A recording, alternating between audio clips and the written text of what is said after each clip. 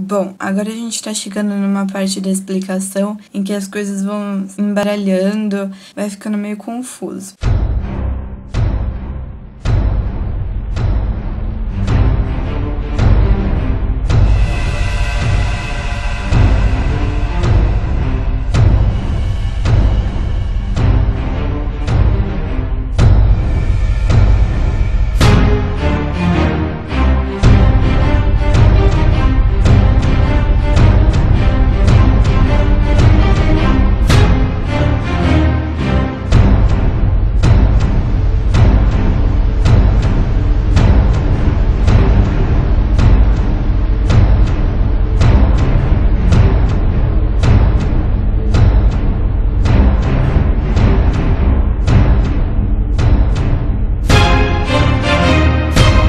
Falar sobre complemento nominal. O complemento nominal, ele completa tudo que é nome, ou seja, tudo que não é verbo. Como nome, a gente pode entender que é ou um substantivo, ou um advérbio, ou um adjetivo. E o complemento nominal, ele sempre será acompanhado de uma preposição. Imagina que ele recebe, ele é o alvo do nome, ele é o alvo do substantivo. Essa frase, por exemplo, Ricardo estava consciente de tudo. O consciente é o adjetivo e o de tudo é o complemento nominal. Ele é o alvo do consciente. Um outro exemplo, tenho necessidade de dinheiro e necessito de dinheiro. Necessito de dinheiro. Necessito, ele é um verbo transitivo indireto, pois o de direito será o objeto indireto porque ele apresenta uma preposição. O tenho necessidade de dinheiro. O tenho é o verbo da oração, ele é um verbo transitivo direto. Pois tenho necessidade não apresenta uma preposição, necessidade é um objeto indireto. De dinheiro, esse de dinheiro ele será o complemento nominal. Primeiro, porque ele apresenta uma preposição. Segundo, porque ele complementa a necessidade, que é o objeto direto. Uma outra coisa que eu acho bem confusa também é o agente da passiva, mas quando você pega a manha fica fácil. Bom, eu vou pegar uma frase na voz ativa e eu vou passar essa frase da voz ativa para a voz passiva analítica, especificamente. E eu vou colocar esse esquema para vocês verem aí na tela, presta atenção. A frase na voz ativa. O macaco comeu a banana. O macaco, ele é o sujeito agente, quem pratica a ação. Comeu será um verbo transitivo direto, pois a banana é um objeto direto, não apresenta preposição, porque quem come, come algo. Transformando essa frase para a voz passiva analítica, nós teremos a banana foi comida pelo macaco. Perceba que o que era objeto direto na voz ativa virou o sujeito paciente na voz passiva analítica.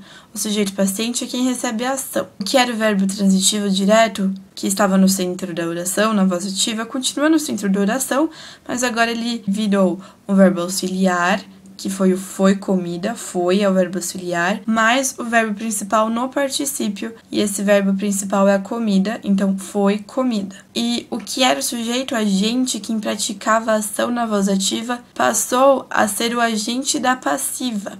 O agente da passiva, ele sempre será acompanhado por uma preposição. Então, é pelo macaco, preposição mais agente da passiva. Eles dizem que a voz é passiva analítica porque ela apresenta dois verbos. A voz passiva sintética, como vocês podem ver na tela, ela é sintética porque vocês reduzem a informação de o macaco comeu a banana, depois a banana foi comida pelo macaco, você transforma em comeu-se a banana, você reduziu a informação. Bom, agora eu vou falar sobre os termos acessórios de uma oração.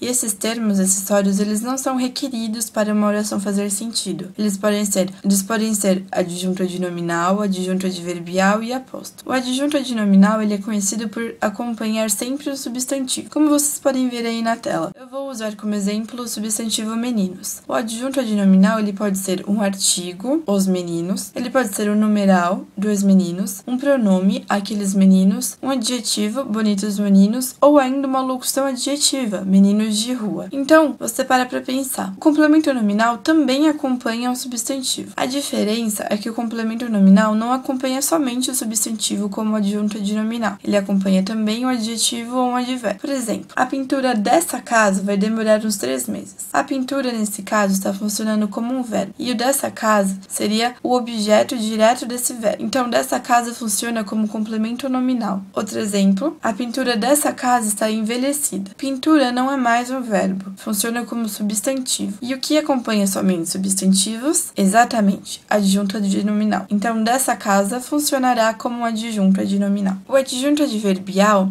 ele é diferente. Ele vem associado ao verbo, ao advérbio ou até mesmo até toda a oração. E ele pode ser expresso por um advérbio, como eu já mencionei, por um adjetivo, por uma expressão de tempo e assim por diante. Ele é meio que um faz tudo. Ele pode ser um adjunto adverbial de tempo, de lugar, de modo, de afirmação, dúvida, negação, causa, intensidade, assim como vocês podem ver aí na tela. Por último, nós temos o aposto e o vocativo. O aposto, ele explica o conteúdo de um outro termo. Ele pode ser explicativo, enumerativo, recapitulativo ou comparativo. E o vocativo, ele funciona como um chamamento. Bom, basicamente é isso. Recapitulando tudo que a gente viu todos os tipos de sujeito: simples, composto, indeterminado, oração sem sujeito, o sujeito na voz passiva. Nós vimos todos os tipos de predicado: predicado verbal, onde o núcleo é um verbo; predicado nominal, onde o núcleo é um nome e apresentará verbo de ligação; e o predicado verbo nominal, onde